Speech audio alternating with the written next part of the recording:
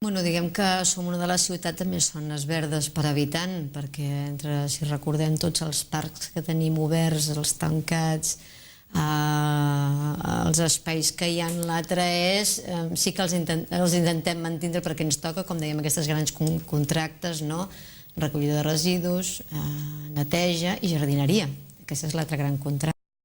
El que sí que també tenim que tindre en compte que aquestes zones verdes també hi ha una part de civisme que també s'ha de mantindre.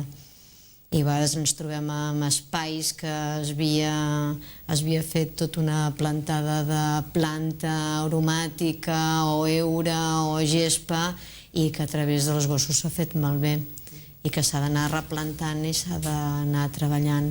Però som una de les zones que realment amb més parcs i zona verda per habitants, per nombre d'habitants tenim.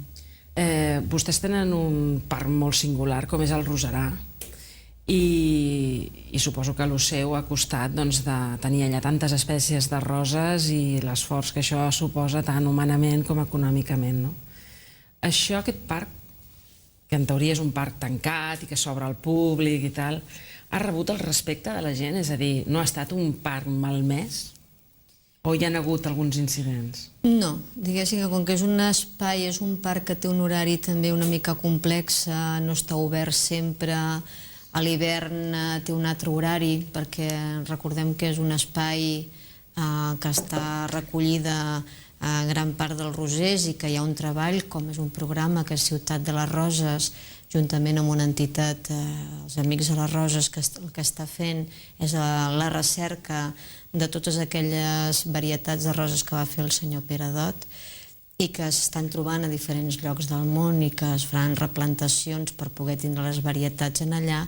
Diguéssim que potser l'horari i el tancament i obertura d'aquest parc fa, i sobretot l'última inversió que han fet, importantíssima, amb espai de recuperació de l'aigua fluvial i a més amb un sistema per regar automàtic que a més controla si hi ha pluja, no s'engega la humitat del terra.